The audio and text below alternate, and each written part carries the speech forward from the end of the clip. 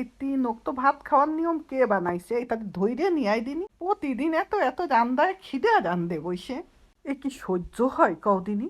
যাইগে যাক বাপু, রান্তি ঠিকই হবে নে। তো এত না বইকে চলো রান্নাটা শুরু করি। দুপুরে রান্নার জন্য ফ্রিজ হাতায় পারাম 3 পিস মাছের রেজ আর 2টে মাথা। মনে করলাম শাক দিয়ে রান্না করি। না, তা হবে না। ওই যে চুচো আত্মাটা আছে তার মাছের রেজ দেখে এখন মন চাচ্ছে মাছের ভর্তা খাওয়ার। তা কি আর করবো, জিব্বাটারে সান্ত্বনা দেওয়ার জন্য এইখানতে এই ছোট্ট ছোট্ট 2 পিস মাছের রেজ উঠে রাখলাম। আর বাকিটা দিয়ে একটু পালং শাক দিয়ে রান্না করে ফেলবানি। মাছটা লবণ হলুদ মাখায় এক সাইডে রেখে দিয়ে প্যানে 1 চিমটি জিরে দিয়ে সেটা একটু ভাজে নিচ্ছি। বেশি ভাজতে হবে না, যে সময় চটপট করে উঠবে না ওই সেই সময় নামাই নিবে। ব্যাস, এই জামাতটা ভাজা হয়ে গেছে, এবার নামায় এক সাইডে রেখে দিচ্ছি। এবার ঘপ ঘপ করে প্যানের মধ্যে দিয়ে দিলাম 2 টেবিল চামচের মতো সরিষার তেল। সয়াবিন তেল দিয়েও তোমরা ভাইজা নিতে পারো, কোনো সমস্যা নেই। তা আমার কাছে সরিষার তেল আছে, তাইতে আমি সরিষার তেল দিলাম। যাক, তেলটা গরম হয়ে গেছে।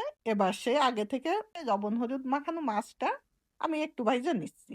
মাছটা একেবারে মুচমুচে করে ভাজতে যাও না, তাহলে কিন্তু ভর্তার স্বাদ ভালো হবে না। একটু যাতে মাছটা নরম থাকে সেই অবস্থায় মাছটা কিন্তু ভাইজা উঠোই নিতে হবে। একটা সময় মাছ ভর্তা মানে বুঝতাম শুধু টাকি মাছ ভর্তা। আর এখন ঘরে যে মাছই থাকুক না কেন সেই মাছ এইভাবে ভাইজা একটু ভর্তা করে খাই, খাতে কিন্তু সেই স্বাদ হয়। মাছটারে উল্টো পাল্টায় 3-4 মিনিট সময় ধরে 2 পাশই ভাইজা নিলাম। তা মাছটা ভাজা হয়ে যাচ্ছে, এবার আমি এটা উঠাই নিচ্ছি।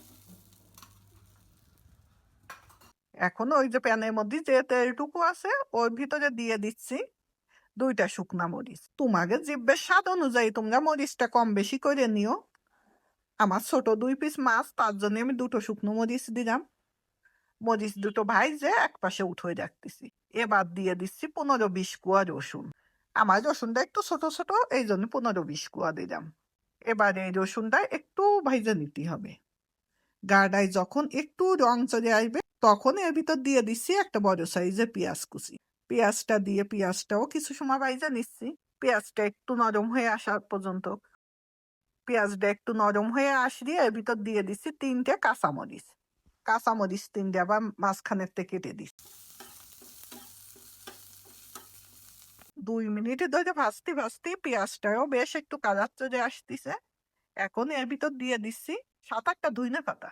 ধইনে পাতাটা মাঝখানের থেকে একটু কাইটে দিচ্ছি। এবার এই সব কিছু খুব ভালো করে ভাইজে নিচ্ছি। ধইনে পাতাটা তুমি কাছে কাঁচাও দিতে পারো, কিন্তু আমি একটু ভাইজে নিচ্ছি, তাহলে ঘ্রাণটা খুব সুন্দর হবে। সব কিছু ভাজাভাজি শেষ, এবার আমি নামাই নিচ্ছি। এখন পাটার পরে দিয়ে দিচ্ছি আগের থেকে ওই যে 1 চিমটি জিরে ভাইজা রাখিস সেই জিরেটা। পানি ছাড়া জিরেটা খুব ভালোভাবে বাইটে নিচ্ছি। জিরেটা বাটা হয়ে গিয়ে দিয়ে দিচ্ছি 1 চিমটি খানিক সরিষা। আমি এখানে সাদা সরিষাটা ব্যবহার করতেছি, এটাও পানি ছাড়া বাইটে নিতে হবে।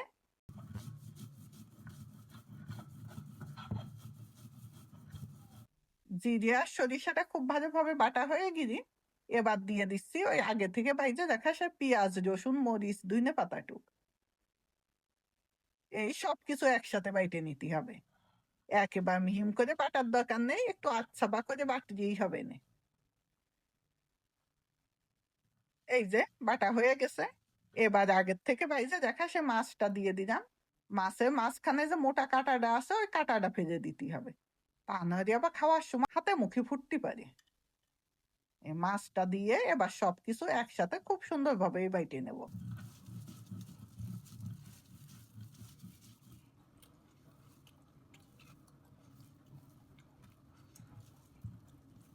ব্যাস, বাটাবাটি শেষ। এবার দিয়ে দিচ্ছি একটুখানি লবণ, তোমরা তোমাকে স্বাদ অনুযায়ী দিয়ে নিয়ে নে। আর দিয়ে দিচ্ছি পরিমাণ মতো সরিষার তেল। এই 1 থেকে 1.5 চামচের মতন সরিষার তেল দিয়ে দিচ্ছি। মাছটা তো সরিষার তেল দিয়ে ভাজা আছে, তাই খুব বেশি একটা দিলাম না। গরম ভাতের সাথে এইরকম একটু মাছ ভর্তা হলি আর কি লাগে। মাছের 2 জনে খাবানি, যেটুকু হয়েছে একত্রে হয়ে যাবে না। আজকের মতো আমি চলে যাচ্ছি। আবারও দেখা হবে না নতুন কোনো রেসিপি অথবা কোনো গল্পের সঙ্গে। ততদিন সবাই ভালো থেকো। খোদা হাফেজ।